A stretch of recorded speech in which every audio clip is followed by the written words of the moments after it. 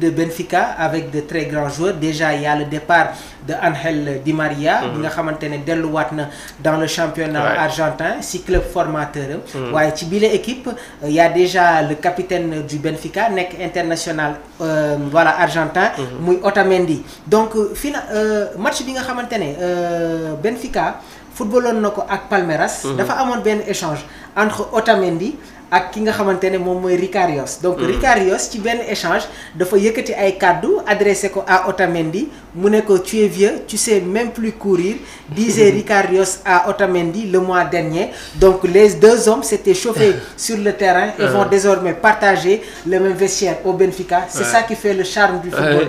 oui loolu mais du dara si football la bokk te ku si nekk sa club ngay défendre aussi. Ricarios léegi day ñëw léegi bu ñëwee boo moytu première personne bu koy njëkk accueillir. Estevao Enzo Fernandez. c'est ça aussi sur voilà. après ça va passer jàll na la ñuy wax ne dañuy focus si li nga xam te moo ne seen kanam. parce que ñoo bokk léegi terrain bi ñoo bokk vestiaire bi ñoo bokk séance d'entraînement yu ñuy def ñoo bokk même club bu ñuy défendre.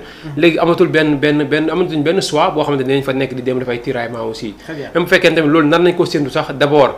joueur l'agent bi nga xamante ni moo tax joueur bi ñëw wala déjà le directeur sportif bi tax joueur bi ñëw wala le président du club déjà dinañ nekk au devant pour préparer en tout cas dara bañ a am diggante ñaari joueurs yoo xam ne déjà amoon nañ des tiraillements avant mu fay ñëw léegi fekkee ni ñëw na aussi dara desatu fa gis nañ benn Ramos ak Messi daan nañ fi defante lu ne temps Real Barça mais après bu Messi demee Paris Saint-Germain fekk fa Ramos bokk na si ñu ko njëkk accueillir. c'est ça. donc pour dire que ni football bu ngeen bokkul club ay ennemis ngeen di doon. c'est ça mais bu ngeen bokkee club da ngeen di jël lépp fàtte ko. équipe nationale yaa ngi ñoom te ne même club la ñuy défendre même pays mais si club yu nekk bu ñu dajee si terrain da ngay yaakaar ni nekkuñu ay sénégalais wala nekkuñu ay maliens. wala bokkuñu benn sélection bu ñuy défendre.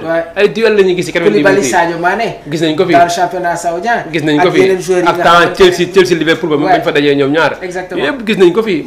ça veut dire que ni football moo mel noonu quoi. des fois bu ngeen bokkul club bokkoo leen club. mais bu ngeen xasee ba sumi mooy club bi après c'est autre chose quoi. autre transfert on va parler des transferts waaye tamit am na ay yenn exclusivité yi nga xamante ne mi ngi ñuy dab si bile plateau. Alerte Info information bi nga xamante ne Fabrizio Romano moom moo ko joxe léegi muy concerné Xavi Simons passé par le FC Barcelone ak équipe bi di Paris Saint-Germain actuellement mi ngi football fi nga xamante ne moom mooy dans le championnat Bundesliga Allemagne plus précisément dans cette équipe de Leipzig. donc Xavi Simons nag jamono ji dafa bëgg a quitter Leipzig selon les prochaines destinations Arsenal wala Chelsea.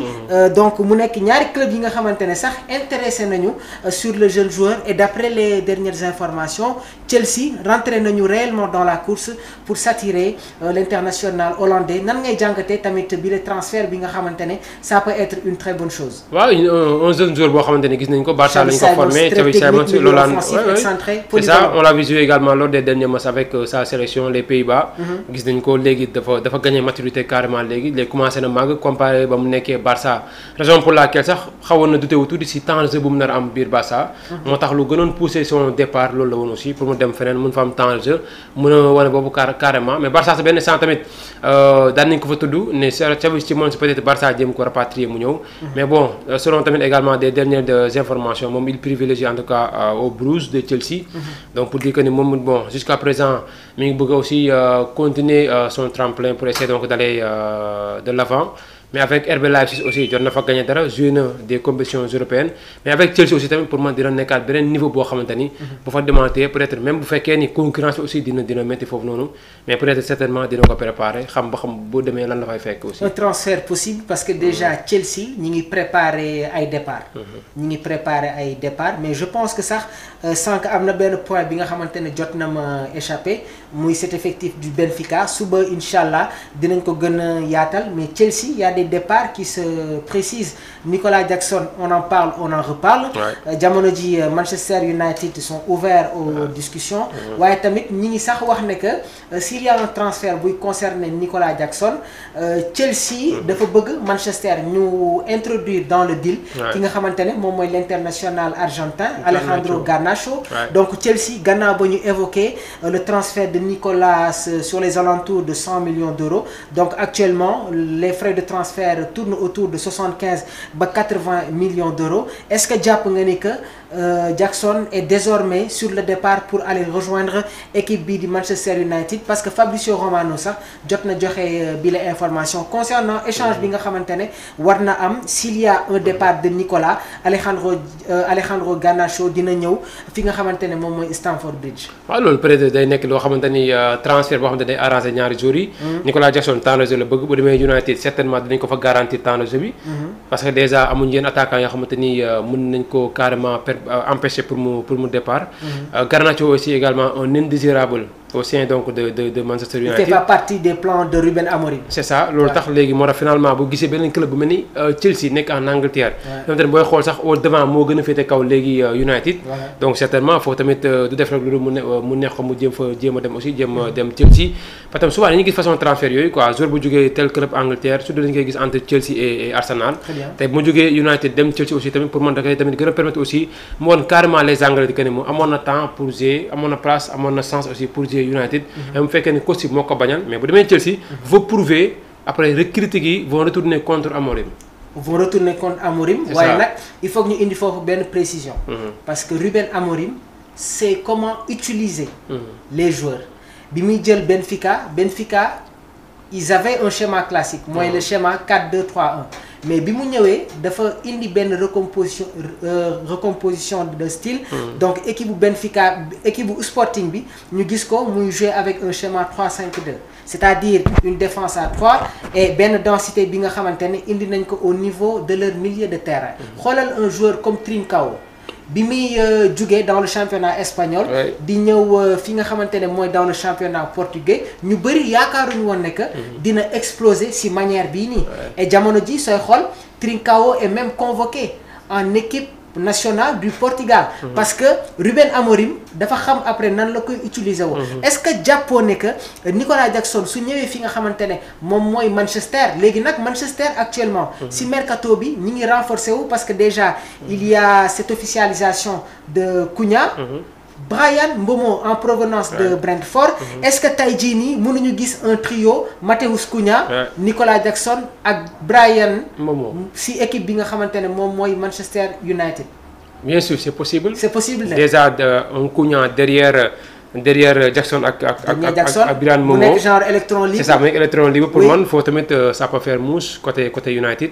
mais ak tamit surtout aussi déjà lan la possible di xaar si ñoom trois ñëpp bu fekkee ni par exemple am na ku mel ni Nicolas Jackson déjà Mbeumo bi nga xamante ne Manchester a beaucoup insisté pour doog ko am. exactement a dépensé également plus de 70 millions donc je pense d'euros pour l'avoir. donc déjà ça veut dire que ni transfert la aussi tam boo xamante ni United def na ko pour espérer également Mbeumo bu ñëwee. apporter aussi tamit quelque chose boo xam ne dina permettre également Amorim mu mën a tamit dem chercher ji li nga xamante ne moom mooy nekk objectif yu ñu ko sant moom en tant que coach mais tamit permettre à United d'aller chercher des trucs. si en tout cas il a prouvé avec Benfica def na ko pour Benfica jouer toute une saison boo xam ne pratiquement demoon na bay waaye jeexal amul benn défaite. en Ligue des Champions comme en championnat. un joueur comme Victor Gyökeres.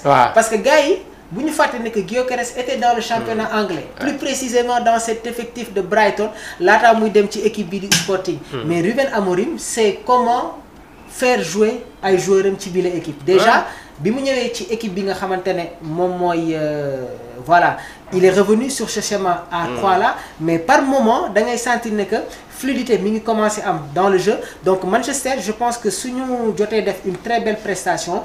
une bonne préparation mën nañu def une belle saison 2025-2026 dans le championnat. waaw c'est que daaw fu mu ñëwee moom métti woon parce que dafa ñëwoon remplacer un certain Van Nistelrooy bi nga xam ne moo doon assuré intérim bi. c'est ça Eric Ten moo dem après Van Nistelrooy ñëw pour je pense benn 4 matchs yoo xamante ne jot na ko fa def pour 3 victoires je pense ak benn défaite. laataa muy dem après Amorim ñëw Amorim ba mu ñëwee aussi deuxième partie de saison ak benn club boo xamante ne mel ni United nekk vraiment entre guillemets ci crise mu xaw a compliqué trop coach ku ñëw dafa yàgg. mu nangoo bàyyi Manchester est en crise. depuis le départ de Alex Ferguson. ça c'est sûr. c'est ça la réalité. parce que booy xool entraîneur yu bëri jaar nañ fa mais jusqu'à présent amul kenn koo xamante ni jox nga satisfaction les dirigeants mancuniens. donc boobu léegi ñi ngi wër ñi ngi tourner ñi ngi wër jël nañu ko am expérience jël nañ fi jeune buy déggoo déclenché jël nañ fi ku ne mais ba léegi amaguñ carrément lu ñuy wër peut-être avec Amorim peut-être ñu am ko bu fekkee mën nañ ko moom it tout le temps pour mu dérouler mais en tout cas moom it saison bii nii moo nar a doon saison boo xamante ni si la ko les Anglais di juger parce que daaw demi saison la ñëw. deuxième partie fekkoon na affaire yi déjà sori woon na bu yàgg Manchester mënatul woon dem xeexi titre bi. lu mu mënoon mooy defar sa place. donc defar sa place boof ak final bi nga xamante ne joué nañ ko aussi finalement malheureusement waaw face à Tottenham. Très bien loolu rek la amoon na mais bon pour man ren jii nag. si la war a carrément apporter identité bi nga xamante ni moom lañ ko xamee woon si Sporting. Très bien alors on n'a pas encore parlé de l'affaire Assane Diao. déjà suñu mbokk internet yi. ñu ngi si commentaire yi. dinañu ñëw sur les échos de la tanière loolu moo tax sax on va enchaîner un peu Djibi avec l'officialisation de Victor Osimhen. gannaaw ba équipe bi nga xamante ne moom mooy. Napoli abaloon équipe de Galatasaray. Donc un accord a été conclu pour Victor Osimhen, une information donnée par Fabrizio Romano. Donc accord de clubs en place après des documents en cours d'échange. Donc Galatasaray que dinañu payer 40 millions d'euros maintenant, 35 millions d'euros en un an, un bonus pour objectifs spéciaux et aussi une vente de 10% sur les bénéfices. Donc une clause de pénalité spécifique souhaitée par Naples sera également incluse pour éviter toute vente au club italien pendant 2 ans. Victor ne voulait que Galatasaray. Here we go.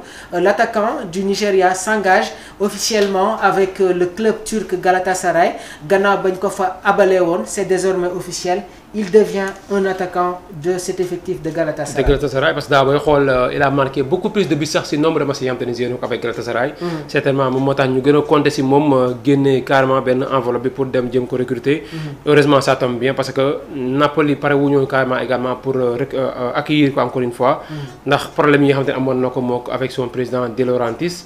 léegi kii mise aussi sur Lukaku bi nga xamante ne il va jouer sa deuxième saison. Romelu avec le Napoli. qui a fait une saison bu baax. Voilà def na benn saison baax aussi avec Napoli donc bon gagnant la Osimhen bëggatul woon nekk Napoli seen président bëggatu ko fa woon ndax am na léegi Lukaku buy dox Osimhen aussi tamit mi ngi adapté wu léegi fële carrément avec Galatasaray certainement peut-être dafa yàgg aussi ndax vu sa dimension son niveau pour man Osimhen mérité wul jouer si benn club bu mel ni ay Galatasaray boo xam ne en Ligue des Champions bu ñu ñëwee benn figuration rek la ñuy def jouer phase de groupe toog dem ñu wala booy génn. c'est un benn huitième ngay yem. je n'ai pas compris. waaw c'est ça mais tamit moom lépp tamit nag seen président moo si poussé. il y avait Manchester, oui, il y avait la Juve. Même à un moment donné avant muy dem si Galatasaray il y avait le Paris Saint-Germain. mais après Luis Enrique ne voulait pas Osimhen. il y avait Chelsea donc c'est un transfert bi nga xamante ne vraiment man comprendre ma ko quoi. waaw mais lépp tamit lu ko gën a yóbbu tamit seen président bi la moom moo gën a am problème ñëpp parce que tamit bu ñu fàttalikoo si ginnaaw defoon na ko fi Kalidou Koulibaly. di laaj benn somme boo xamante ni Cavani moom souvent joueurs yu bëri bu ñuy dem bras de fer la ñuy génnee si Napoli. mais kenn du ko comprendre quoi jour boo xam ne déjà jox na la toutes les satisfactions. kooku bu dem benn moment mu bëgg a dem beneen club pour benn tremplin jëm a jox beneen niveau. da nga koy yombalal aussi. donc su toujours gis nañu souvent da leen koy naqaral quoi. bras de fer lay def ak ñoom dem ak ñoom ba ñu sës Kalidou Koulibaly benn moment gars yi ay Barça daan nañu ko fa tudd. Barça temps yi muy jënd Umtiti. c'était Umtiti et Kalidou Koulibaly ñoom ñaar ñoo nekkoon les 2 derniers yoo xamante ne ñoo nekkoon ci dossier bi. mais finalement lañ mujjee dem viré aussi Umtiti jëndee ko li Olympique Lyonnais. alors que Koulibaly était beaucoup plus présent que Umtiti. c'est ça. lu leen ko gënoon jafeel aussi tam bokkoon ni l'enveloppe bu De Laurentiis demandé woon. donc ça veut dire que moom souvent day am problème ak yenn joueurs yoo xamante ne te moom mënoon na ñàkk aussi man benn moment tolloon na fi niveau boo xamante ni club yi doon taw si ginnaawam. les grands clubs surtout ay United. Juventus ku baaxoon na si moom. Juve récemment dernier mercato bi la Juve nekkaatoon pour jéem ko andi. laataa ñuy penser aussi si yeneen si ay dossiers pour man. dem na Galatasaray mais carrément tax ko woon jug pour man. Très bien. On va enchaîner avec une autre information donc ñu terminer rapidement les transferts laataa ñuy ñëw nag sur les échos de la tanière le Real de Madrid écoutez bien cette information le Real de Madrid jot nañu contacter Liverpool pour lui voilà le Real a contacté Liverpool pour lui demander s'il y a une offre qui les convaincrait de vendre Ibrahima Konaté immédiatement. mu nekk yi tamit une information de taille une information révélée par l'équipe par la suite nag si la ko Fabrizio Romano jëlee donc le Real de Madrid contacté nañu Liverpool li ñu leen laaj mooy est-ce que tey jii am na somme bi nga xamante ne moom la ñuy réclamer pour vendre Ibrahima Konaté qui sera libre l'année prochaine. Et le Real de Madrid a l'habitude d'amener des joueurs qui sont en fin de contrat mais cette fois-ci vu qu'il y a des problèmes au niveau de la charnière au niveau de la défense des merengues donc Florentino Pérez ak équipe am jot nañu entrer en contact avec voilà la direction des Reds concernant le dossier Konaté, une bonne destination pour le joueur français bi nga xamantene war na dem rejoindre la Casablanca. Djibi waaw Konaté pour man bu demee Real dina apporter encore une fois beneen ci sérénité derrière parce que mooy xool jusqu'à présent Real amaguñ satisfaction au niveau donc de la défense. te jàpp nañ ni bu fekkee ne Konaté ñëw na aussi dina tamit gën a contribuer ci li nga xamante ni moom moo nekk solidité défensive parce que déjà gis nga seen dernier match nu mu demee woon. avec deux erreurs monumentales yoo xamante ni seen charnière centrale yi defoon nañ ko. donc ça veut dire que ni avec Konaté bu fekkee ñëw na fa benn sérénité bu ñu bëgg carrément mën nañu ko am si le joueur de Liverpool bi nga xamante ne déjà juin prochain juin 2026 day nekk donc fin contrat avec Liverpool donc certainement renouvellement contrat le Liverpool mën a def gagner si moom sinon bu fekkee ne à défaut également am renouvellement contrat boobu noonu certainement il sera obligé en tout cas de le vendre au sein avec le club madrilène qui est Real Madrid wala lu ko may déwén bu jee ba xaaju championnat bi benn 6 mois de contrat moo ko dese foofu tamit foog nga jëm ko poussaat encore une fois pour mu def renouvellement contrat lu ko may fekkee tamit dafa ko mooy zéro la nar a demee mois de juin te fekkee juin lay génnee mois de juin perte lay doon pour Liverpool mieux vaut nga jaay ko ren avec 20 millions d'euros 30 millions d'euros que déwén muy dem gratuit. Très bien.